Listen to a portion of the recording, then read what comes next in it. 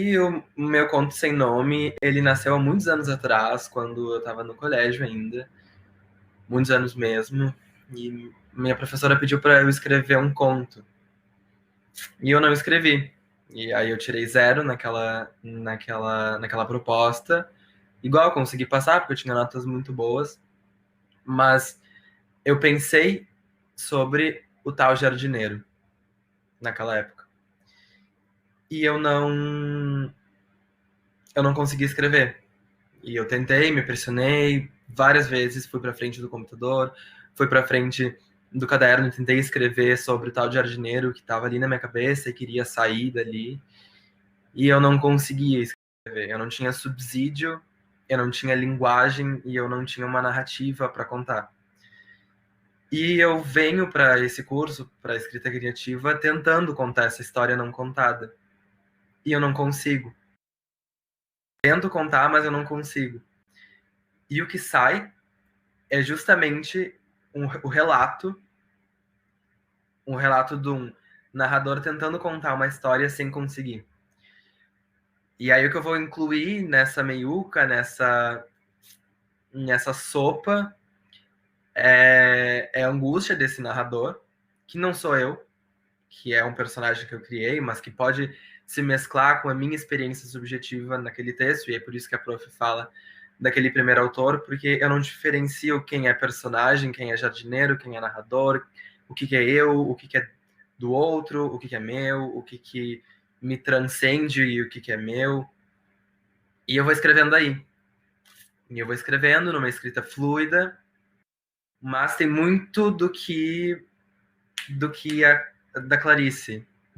Acontece com as pessoas que mais se envolvem, ficando travados ao mesmo tempo loucos para criar. É assim antes. Contar e eu não conseguia contar, eu não tinha palavra para contar.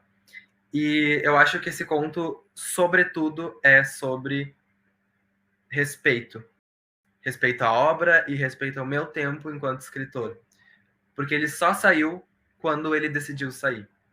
E parece estranho, assim, porque falar sobre um conto é muito meu, é muito subjetivo, eu que escrevi, mas eu sinto que ele é exterior a mim. Porque quando eu queria escrever, ele não queria aparecer. E aí o que vai aparecer ali no conto é o relato dessa proximidade que eu tentei estabelecer entre eu e o personagem, e que eu não consegui. E aí o que eu escrevo é essa tentativa de se aproximar do... É a tentativa de eu me aproximar desse personagem. E por vezes eu consigo. Muito minimamente, eu consigo lançar uma pseudo-história. Não sei se o conto é sobre a história do jardineiro, ou se é sobre o narrador, ou se é sobre mim, ou se... Isso tudo se mistura e a interpretação é de vocês. Eu fui objeto, eu fui a caneta que escreveu, mas o significado é vocês que dão. Como eu estava falando, tem muita coisa da Clarice, essa coisa da escrita fluida e catártica.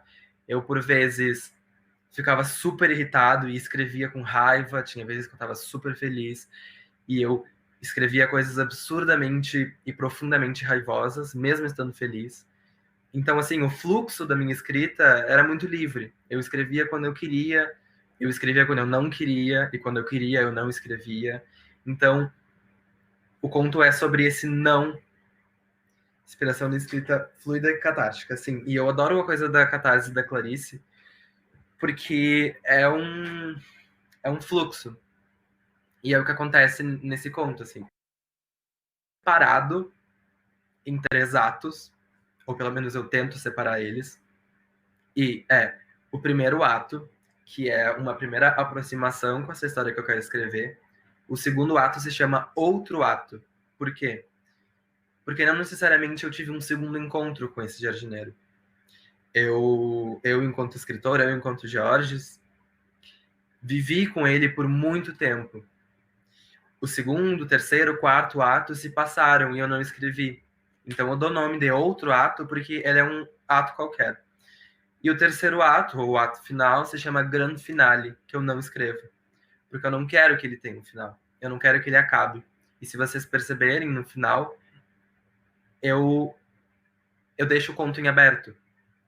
Eu não termino. A prof até me sugeriu colocar reticências no final, mas eu não quis, porque eu quis que aquele final fosse rasgado, sabe?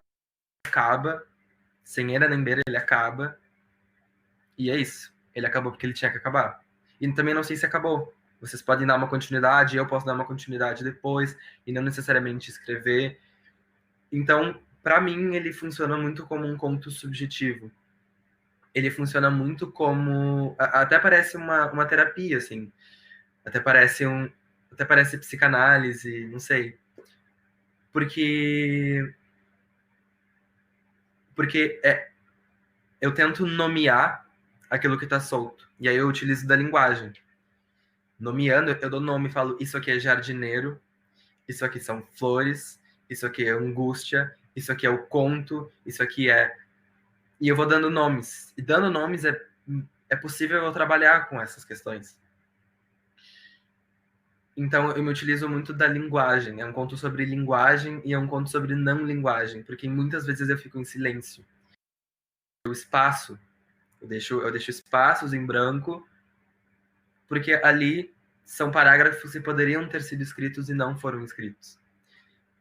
Então, o conto é sobre eu utilizar da linguagem para contar uma história que não tem história, que não é uma história, porque se vocês lerem ali, é uma história muito simples.